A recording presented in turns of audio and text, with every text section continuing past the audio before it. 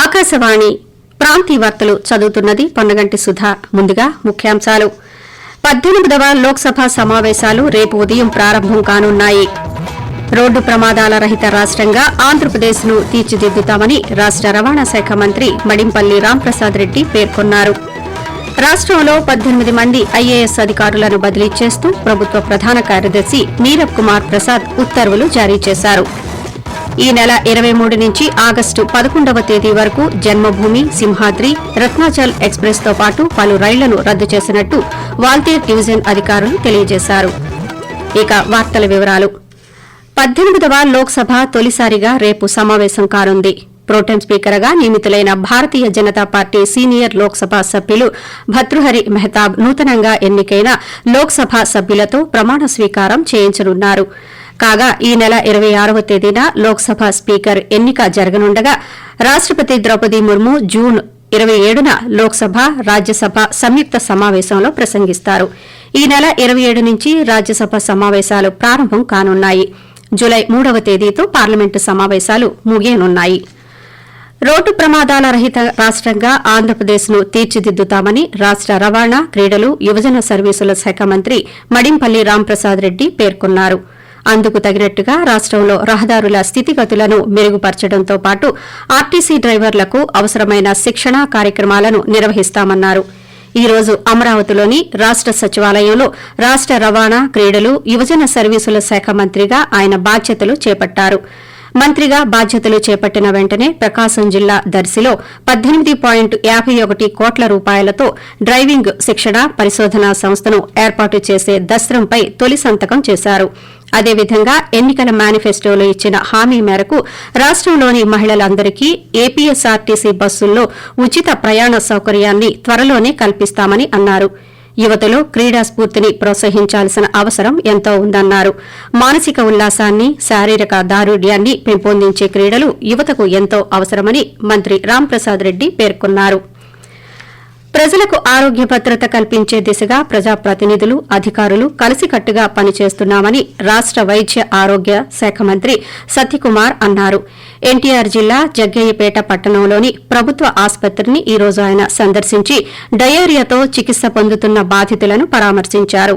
అనంతరం జగ్గయ్యపేట పట్టణంలోని మున్సిపల్ కార్యాలయంలో డయేరియాపై ఉన్నతాధికారులతో సమీక్షా సమావేశం నిర్వహించారు. ఈ సందర్భంగా మంత్రి పాత్రికేయులతో మాట్లాడుతూ ప్రజలను కంటికి రెప్పాలా కాపాడుకోవాల్సిన బాధ్యత ప్రభుత్వంపై ఉందని, డయేరియా బాధితులకు మెరుగైన వైద్యం అందిస్తున్నామని తెలిపారు. వ్యక్తిగత శుభ్రత, పరిసరాల పరిశుభ్రతపై అవగాహన కల్పిస్తున్నామని, కాచి వడపోసిన నీటిని తాగాలని ప్రజలకు సూచించారు.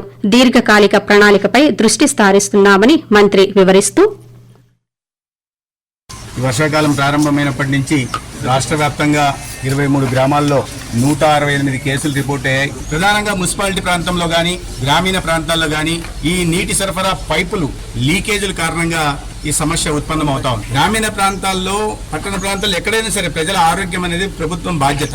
ఈ ప్రజల్లో కూడా అవగాహన కల్పించే ప్రయత్నం చేస్తున్నాం. ఏఎన్ఎంల ద్వారా, ఆశా వర్కర్ల ద్వారా ఈ సమయంలో తీసుకోవాల్సిన జాగ్రత్తల గురించి ముఖ్యంగా ప్రజలకు నేను కూడా మనవి చేస్తున్నది ఏంటంటే వ్యక్తిగత పరిశుభ్రత పాటించాల్సిన అవసరం ఉంది.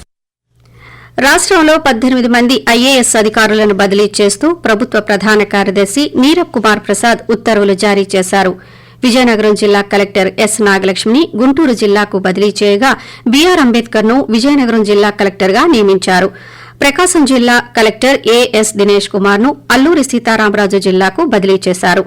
కాకినాడ జిల్లా కలెక్టర్గా ఎస్ హన్మోహన్ ను నియమించారు.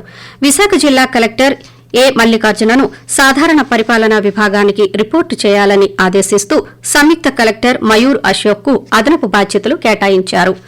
ఆకాశవాణి ప్రాంతీయ వార్తలు వింటున్నారు. దక్షిణ మధ్య రైల్వే విజయవాడ డివిజన్ పరిధిలోని నిడదవోలు, కడియం రైల్వే లైన్ ఆధునికీకరణ పనుల కారణంగా ఈ నెల 23 నుంచి ఆగస్టు 11వ తేదీ వరకు పలు రైళ్లను రద్దు చేసినట్టు వాల్తేర్ డివిజన్ అధికారులు తెలిపారు. ఇందులో భాగంగా ఈ నెల 24 నుంచి ఆగస్టు 10వ తేదీ వరకు Rajahmundry Visakha passenger, Guntur Visakha Simhadri express, Vijayawada Visakha Ratnachal express, Guntur Visakha Uday express, Visakha Tirupati double decker express జత రైళ్లను రద్దు చేశారు.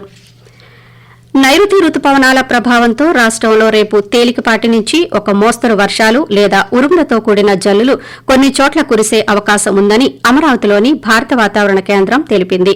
ఈదురుగాలులు గంటకు 30 నుంచి 40 కిలోమీటర్ల వేగంతో వీచే అవకాశం ఉందని వాతావరణ అధికారి వివరిస్తూ,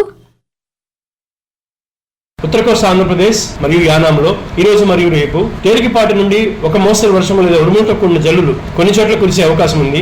ఉరుములతో కూడిన మెరుపులు 1 లేదా 2 చోట్ల సంభవించే అవకాశం ఉంది. ఈదురుగాలు గంటకు 40 నుంచి 50 కిలోమీటర్ల వేగంతో వీచే అవకాశం ఉంది. దక్షిణ కోస్తా ఆంధ్రప్రదేశ్ లో ఈ రోజు తేలికపాటి నుండి ఒక మోస్తరు వర్షం లేదా ఉరుములతో కూడిన జల్లులు 1 లేదా 2 చోట్ల కురిసే అవకాశం ఉంది. ఉరుములతో కూడిన మెరుపులు 1 లేదా 2 చోట్ల సంభవించే అవకాశం ఉంది.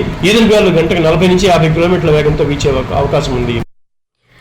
భూగర్భ డ్రైనేజీ, తాగునీరు, రోడ్లు వంటి సమస్యలపై గుంటూరు నగరపాలక సంస్థ అధికారులతో కేంద్ర గ్రామీణాభివృద్ది, కమ్యూనికేషన్ శాఖల సహాయ మంత్రి డాక్టర్ పెమ్మసాని చంద్రశేఖర్ ఈ రోజు కలెక్టర్ కార్యాలయంలో సమీక్ష నిర్వహించారు. అనంతరం ఆయన పాత్రికేయులతో మాట్లాడుతూ తాగునీరు, అండర్ గ్రౌండ్ డ్రైనేజీ వంటి పనులు గత ప్రభుత్వంలో ఆగిపోయాయని తెలిపారు. త్వరలోనే నిధులను సమీకరించి ఆ పనులన్నింటినీ ప్రారంభిస్తామని మంత్రి వివరించారు.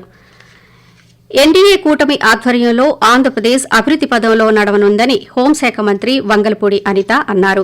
తిరుమల శ్రీ వెంకటేశ్వర స్వామిని ఈ రోజు హోంమంత్రి దర్శించుకున్నారు. అనంతరం ఆలయం వెలుపల ఆమె పాత్రికేయులతో మాట్లాడుతూ ఎలాంటి నిర్లక్ష్యం వహించకుండా హోంమంత్రిగా బాధ్యతలు నిర్వహిస్తానన్నారు. హోంశాఖ అత్యంత వేగంగా పనిచేస్తుందని, ఇటీవల చీరాలలో చోటు చేసుకున్న అత్యాచార ఘటనలో 36 గంటల్లోనే నిందితులను పట్టుకున్నామని అన్నారు. ఇలాంటి ఘటనలు పునరావృతం కాకుండా మాదక ద్రవ్యాలు, గంజాయి నిర్మూలనకు కృషి చేస్తామని మంత్రి తెలియజేశారు. గత ప్రభుత్వ విధానాల కారణంగా రాష్టంలో 40 లక్షల మంది భవన నిర్మాణ కార్మికులు ఉపాధి కోల్పోయారని కార్మిక శాఖ మంత్రి వాసంశెట్టి సుభాష్ అన్నారు. ఇసుక అందుబాటులో లేకపోవడమే దీనికి ప్రధాన కారణమన్నారు. కాకినాడలో ఈ రోజు నిర్వహించిన పాత్రికేయుల సమావేశంలో ఆయన మాట్లాడుతూ ఇసుక అందుబాటులోకి తెచ్చి కార్మికులకు జీవనోపాధిని కల్పించేందుకు తమ ప్రభుత్వం కృషి చేస్తుందని తెలిపారు. చంద్రన్న బీమా సాయాన్ని 10 లక్షల రూపాయలకు పెంచామని, దీనివల్ల ప్రమాదాలకు గురయ్యే కార్మికుల కుటుంబాలకు చేయూత లభిస్తుందని అన్నారు. సీనియర్ పాత్రికేయులు బి మురళీధర్ రెడ్డి మృతికి ముఖ్యమంత్రి నారా చంద్రబాబు నాయుడు సంతాపం వ్యక్తం చేశారు. పలు పత్రికల్లో బి మురళీధర్ రెడ్డి ఎంతో సమర్థవంతంగా పనిచేశారని చంద్రబాబు నాయుడు అన్నారు. ఢిల్లీతో పాటు శ్రీలంక, పాకిస్తాన్లో కూడా కరస్పాండెంట్గా పనిచేసిన మురళీధర్ రెడ్డి రిపోర్టింగ్లో తనదైన ముద్ర వేశారన్నారు. ఆయనతో తనకున్న అనుబంధాన్ని ముఖ్యమంత్రి గుర్తు చేసుకున్నారు. ఆకాశవాణి ప్రాంతీయ వార్తలు ముగించే ముందు ముఖ్యాంశాలు మరోసారి. 18వ లోక్సభ సమావేశాలు రేపు ఉదయం ప్రారంభం కానున్నాయి. రోడ్డు ప్రమాదాల రహిత రాష్టంగా ఆంధ్రప్రదేశ్ను తీర్చిదిద్దుతామని రాష్ట రవాణా శాఖ మంత్రి మడింపల్లి రాంప్రసాద్ రెడ్డి పేర్కొన్నారు. రాష్టంలో 18 మంది ఐఏఎస్ అధికారులను బదిలీ చేస్తూ ప్రభుత్వ ప్రధాన కార్యదర్శి నీరబ్ కుమార్ ప్రసాద్ ఉత్తర్వులు జారీ చేశారు.